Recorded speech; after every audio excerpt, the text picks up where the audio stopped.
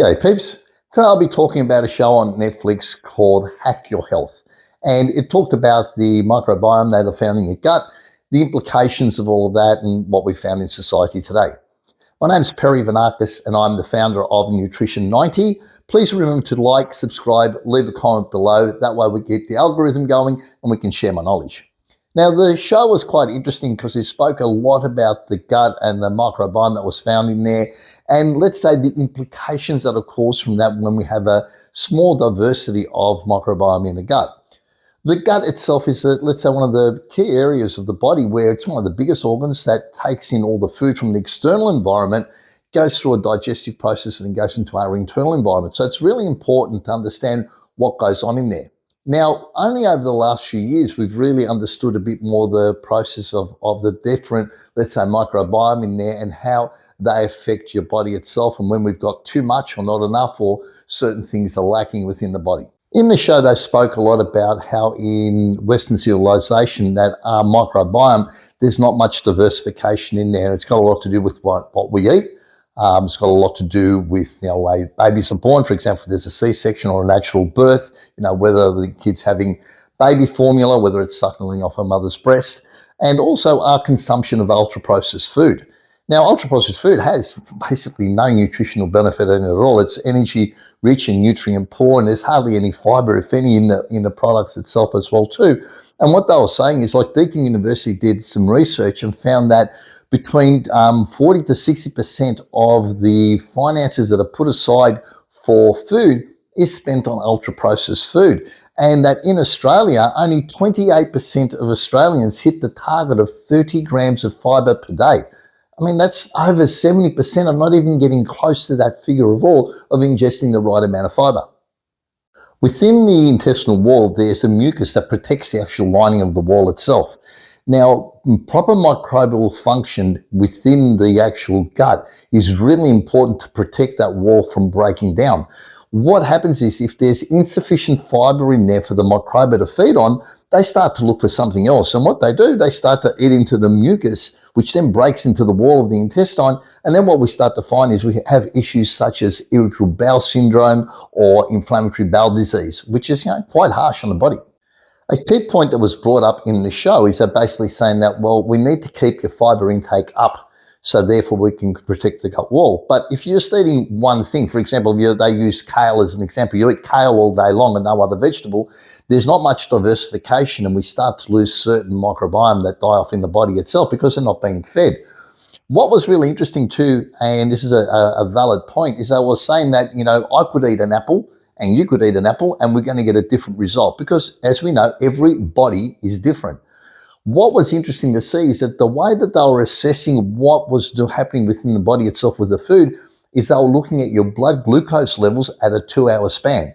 Now, I've done testing before when I was doing my diabetes course, and what I found is that we would do testing at 15 minutes, 30 minutes, 1 hour, and 2 hour, so we could map out what was happening with your blood glucose levels when you're eating certain foods, and also the combination of certain foods. So I found it very interesting that they brought this point up to say, hey, if you want to see how food reacts in your body, it's really important to measure your blood glucose level at the 2-hour point. So how do you know what microbiome you've got in your body? Like, how do you check it? Well, it's quite interesting. You've got to do a poop test. That's right. You've got to send a sample off and it gets measured in a laboratory and they work out how much microbiome diversification you've got, what the levels are, what the quantities are, etc. So then they can say to you, hey, you're lacking in this or you need to pick this up, whatever, and then we address it certain ways, whether it be supplementation or change your food. There was a great experiment done by a guy called Jeffrey Gordon where what he did was he had a couple of twins and one was quite larger, the other one was slim. And what he did was he did an experiment with mice where he got the poop sample off the larger guy and then he did a fecal transplant with these mice. And what he found was when he fed one of the mice the poop sample from the larger guy, the mouse started to get bigger and bigger and bigger and bigger. And that's when we started to realize that, there is some sort of implication about doing fecal transplants and altering someone's microbiome to get certain results. Now, when I was in Melbourne, there was a lot of studies done with Monash University at the time, and I was taking a lot of information in from them and looking at their research on gut microbiome and the effects on Parkinson's disease.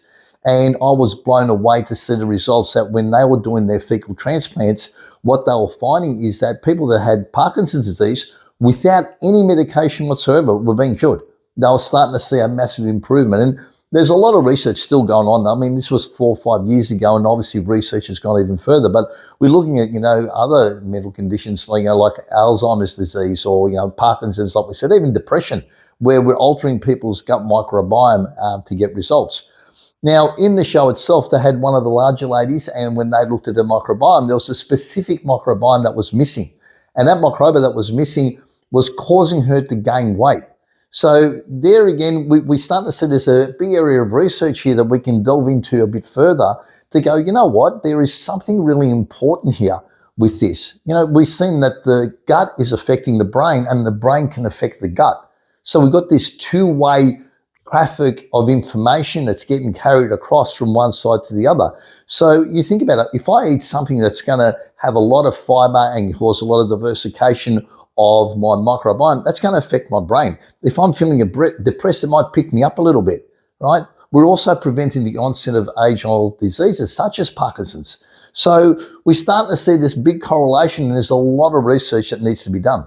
Well, how do you know how you're going to keep your health up? How do you know you're on the right track? Well, there's a couple of ways. One of the ways is you can actually do a poop test and send it off. There's a company up here in Queensland called MICROBIOME, and they do your testing. It takes about 4 weeks to get your results. I think it costs around about $330 to do that. And unless you have a full breakdown of a full variety of your microbiome, you know what's going on within your body itself. The other way is to actually take control yourself and start eating a great diversity of fruit and vegetables and nuts and seeds and all this sort of stuff. I mean, in the N90 program, what we do is we give you a list and we tell you, eat a lot of fruit and veg that's in there. Pick a list, pick a number of colors and get yourself going. The biggest complaint we get in the program that it's too much food, and because we're insisting on having a lot of variety of vegetables, which means you're going to have a lot of variety of fibers that are going into the body, and you're going to find that's going to help out and rebuild your microbiome. And the interesting thing is, in the show, they were saying that to get the results of altering your gut microbiome, and so it's not a transient thing, not something you do for 1 or 2 weeks and it disappears. It can take anywhere between 9 to 12 months to get yourself back on track and get yourself in a healthy environment, because the Western diet, if you're eating ultra-processed food, you've destroyed and killed a lot of your microbiome. So now we need to rebuild it. And one of the key factors of doing it is to call microdosing. And if you've ever had any sort of like food allergies, etc., and we're trying to test it, we always see that, if you're, let's say, allergic to peanuts, we'll give you, 1 peanut. Let's say, here you go, after 6 months, and another 2 peanuts and build it up. And that's what microdosing is.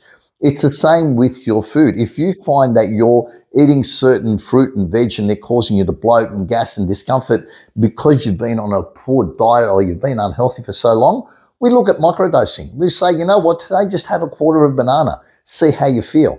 If that's okay, have a quarter of a banana, for a few days, a few weeks, and then bump it up to half a banana. And you slowly start to introduce and create a variety of foods in your body so your gut health gets well.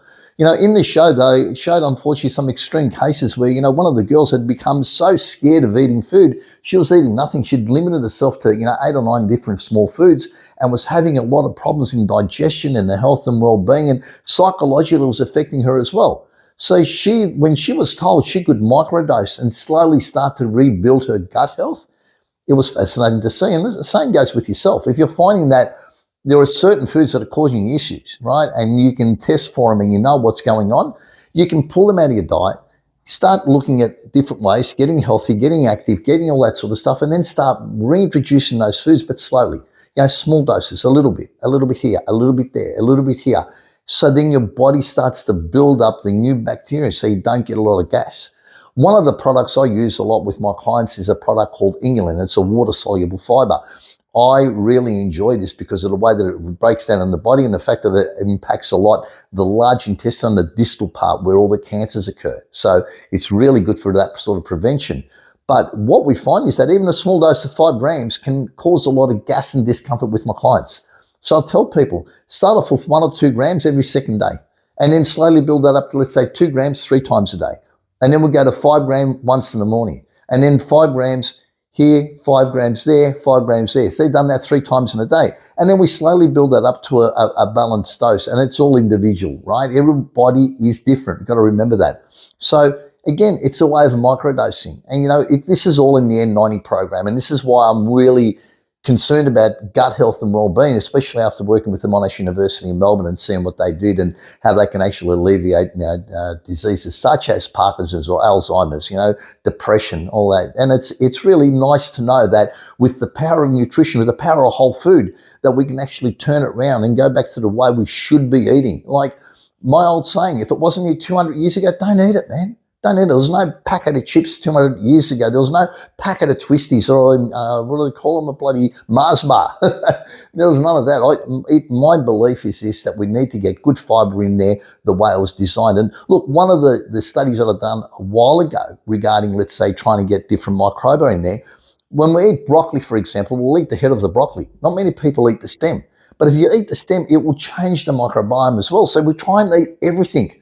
You know, and you know, this is my little personal belief. You drop something on the ground, don't be scared, pick it up and eat it. You know, if it's got dirt on it, shake it off and eat it. We become so scared of doing stuff like that where we can alter the microbiome in your body that we've just become so clean or ultra-processed or antibiotic this, and our guts are suffering and it's causing so many other issues. And now with the latest research that's coming out and we've seen that it's affecting us, you know, mentally and physically and putting on weight and causing all these other issues and digestive issues as well, it's really sad. So look, my information is this, it's simple. Try and eat a lot of fruit and veg and nuts and take your time, have little bits and pieces. Do the N90 program. Yes, I'm selling it right now because the N90 program will teach you all of this and help you get your health back on track.